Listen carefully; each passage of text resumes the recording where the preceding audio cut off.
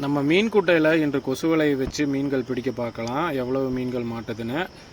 மாட்டுற மீன்கள் எல்லாத்தையும் கொண்டு போய் நான் கிணற்றுல விடலான்னு தான் இருக்கேன். நான் விற்பனை பண்ணுற அளவுக்குலாம் பெரியதாக வளர்ந்துருக்கிறதுக்கு வாய்ப்பில்லை. நம்ம சமைச்சு சாப்பிட்றதுக்கும் இப்போ நான் அதை பயன்படுத்த போகிறதில்ல, அதாவது உணவுக்கு பயன்படுத்த போகிறதில்ல. காரணம் என்னென்னா, ஏற்கனவே கிணற்றில் ஒரு பெரிய புல்கண்டை இருந்தது, இப்போ அது இல்லை. இதில் வளர்ந்துருக்கிறத கொண்டு போய் கிணற்றில் விட்டுட்டு முழுவதுமாக குட்டையில் இருக்கிற அனைத்து மீன்களையும் பிடிச்சிட்டு வேறு மீன்கள் விடலாம் அப்படின்னு தான். ஏன்னா இது வந்து முற்றிலும் இயற்கை முறையில் நான் வளர்த்துட்டு இருந்தேன். பிடிச்சிட்டு மறுபடியும் மீன் குஞ்சுகள், இளம் மீன் குஞ்சுகளாக வாங்கிட்டு வந்து விடலாம், இல்லைனா நம்ம தொட்டியில் இருக்க அவுரி மீன்களை விடலான்னு 2 யோசனைகள் இருக்குது. அதை பின்னர் பார்த்துக்கலாம். இப்போ எனக்கு அந்த அண்ணாவும் ஒரு பக்கம் பிடிக்கிறாரு, நானும் ஒரு பக்கம் பிடிக்கிறதுனால கொஞ்சம் உதவியாக இருக்குது. ஏன்னா வீசு வலை போடுறப்போ மீன்களே மாட்டுறதில்ல, அந்த வீசு வலையும் சரியாக வேலை செய்கிறதில்ல. அதனால் இவ்வளவு நாளாக நான் ஏன் 2 பேர் உள்ளே இறங்கலை அப்படின்னா, சேறு அதிகமாக இருக்கும்னு நினச்சேன். ஆனால் நான் கடந்த வாரத்திலே உள்ளே இறங்கி பார்க்கும் பொழுது அவ்வளோவா சேறு இல்லை. சரி, அந்த அண்ணாவையும் உள்ளே இறக்கி 2 பேரும் பிடிக்கலாம் அப்படின்னு தான். முதல் முறையே ஒரு 3 மீன்கள் கிட்ட மாட்டுச்சு. இந்த குட்டையில் நான் முதல்ல விட்டது ஒரு 30 புல்கண்டை, அதற்கு பின்பு இளம் குஞ்சுகளாக ஒரு 100 விட்டேன். ஆனால் இப்போ அவ்வளவு இருக்கிறதுக்கு வாய்ப்பு இல்லை. ஏன்னா நிறைய முறை நான் தண்ணீர் பாம்பு வலையில் மாட்டினதே பார்த்துருக்கேன். அது போக கொக்கு, காணாங்கோழி, இந்த மாதிரி நிறைய பறவைகளும் வந்துட்டு போகுது. அதாவது இருக்கிற மீன்களை மட்டும் பிடிச்சு கொண்டு போய் கிணற்றில் வெட்டுற போகிறேன். ஏன்னா இது எதுக்குமே ஆகாது. இதை வந்து நம்ம இப்போ விற்பனையும் பண்ண முடியாது, மறுபடியும் இதிலேயே வளர விட்டாலும் தாமதமாகும். அப்படிங்கிறதுனால தான் நான் கொண்டு போய் கிணற்றில் விடுறேன்.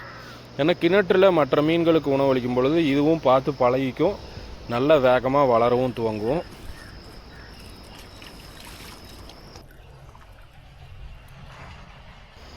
முதல்ல இந்த குட்டை பறிக்கும் பொழுது நான் இப்போ நிற்கிற இடத்துல கிட்டத்தட்ட ஒரு 9 அடி கிட்ட ஆழம் பறித்தேன். ஆனால் இப்போ பார்த்தீங்கன்னா குட்டை முழுவதுமாக சேறு வந்து உள்ளே இறங்கி அதாவது அந்த கரைப்பகுதி வந்து மழை நீர்னால் கரைஞ்சு ஏகத்துக்கும் ஒரே மாதிரியான ஆழம் தான் இருக்குது.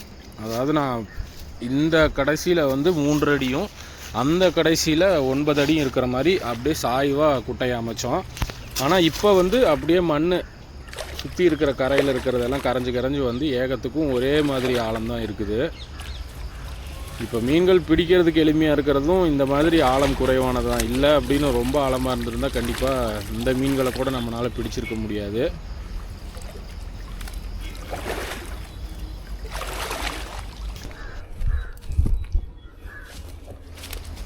இன்னொன்று, நான் இதை வந்து வியாபார நோக்கிலையும் இந்த குட்டையை அமைக்கலை. நான் வந்து முதல்ல, ஏன்னா எனக்கு சுத்தமாகவே மீன் வளர்ப்பில் அனுபவம் இல்லை, ஒரு குட்டையை அமைச்சு இயற்கை முறையில் வளர்ந்தது, அதாவது தன்னிச்சையாக வளர்ந்தது அப்படின்னா எவ்வளவு வேகமாக வளருதுன்னு பார்க்கலான்னு தான் இதை பறித்தேன். அதனால் இதில் ஏமாற்றம்னு ஒன்றும் கிடையாது, இதில் கற்றுக்கிறது தான் நிறையன்னு சொல்லலாம். இதில் நான் என்ன கற்றுக்கிட்டேன்னு நீங்கள் கேட்டால், அதாவது நம்ம இயற்கை முறையில் வளர்த்தாலும் அந்த மீன்களுக்கு நுண்ணுயிர் பெருக்கத்துக்காக நம்ம ஏதாவது இடுபொருட்களை கொடுத்துக்கிட்டே இருக்கணும் அப்படின்னா, நம்ம பாட்டுக்கு தண்ணீரை நிரப்பணும், மீன்களை விட்டோம், ஒரு வருடம் கழித்து உள்ளே போய் பிடிச்சா எல்லாமே 1 கிலோ 2 கிலோவில் இருக்குமான்னா கண்டிப்பாக இந்த இடத்துல அது நடக்கலை.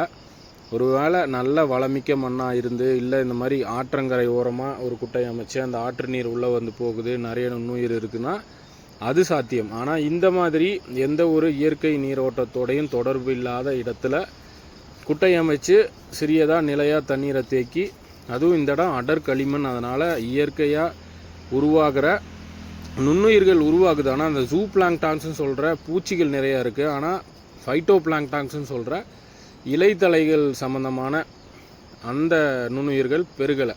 அது பெருகி இருந்ததுனா தான் இந்த புல்லுக்கெண்டையும் சரி ரோகம் வளர்ந்துருக்கும். ஏன்னா இந்த 2 மீன்களுமே மாமிச உண்ணிகள் கிடையாது, முழுவதுமாக அந்த ஃபைட்டோ பிளான்டான்ஸுங்கிற நுண்ணுயிர்களை சார்ந்து இருக்கிறது. அது இந்த இடத்துல களிமண்ணுங்கிறனால அவ்வளோவா பெருகலை. அதுதான் உண்மையாக இது இடத்துல நடந்திருக்கு. மொத்தமாக நம்ம பிடிச்சதுன்னு பார்த்தா அதை இந்த மீனெல்லாம் நம்ம கிணற்றில் விட்டால் வளருங்கிற நம்பிக்கையில் தான் கொண்டு போய் விடுறேன். ஆனால் இப்போ இதெல்லாம் ஓரளவுக்கு மீன்கள், அதாவது பழங்கள் போடுறப்போ சாப்பிட்டு பழகிக்கும். அப்புறம் வாழை இலை, இந்த மாதிரி நிறைய உணவுகளை கொடுக்கும் பொழுது கண்டிப்பாக இன்னும் ஒரு 6 மாதத்துலேயே நல்லா வளர்ந்து வரும். ஒரு மீனுக்கு அடிப்பட்ட மாதிரி தெரியுது, ஆனால் நான் உள்ள குட்டைக்குள்ளே நடக்கும் பொழுதே நிறைய மீன் காலில் தட்டுப்படுது. நாளை இல்லது நாளை மறுநாள் கண்டிப்பாக இன்னொரு தடவை முயற்சி செஞ்சு பார்க்குறேன். இன்னும் அதாவது பெரிய மீன்கள் கண்டிப்பாக உள்ளே இருக்குது, 1 கிலோ அளவுலேனாலும் ரோகு மீன்கள் இருக்குது. ஆனால் அதை பொறுமையாக தான் சேகரிக்கணும். கண்டிப்பாக அதையும் காணொலியாக பதிவேற்றம் பண்ணுறேன். இதை கொண்டு போய் நான் கிணற்றில் தான் விட போகிறேன். கண்டிப்பாக வரும் நாட்களில் கிணற்றில் நம்ம உணவளிக்கிற காணொலிகளையும் இந்த புல்லுக்கண்டை மீன்கள் வரும்னு நான் நம்புகிறேன். ஆரோக்கியமாக வளருங்கிற நம்பிக்கையும் எனக்கு இருக்குது.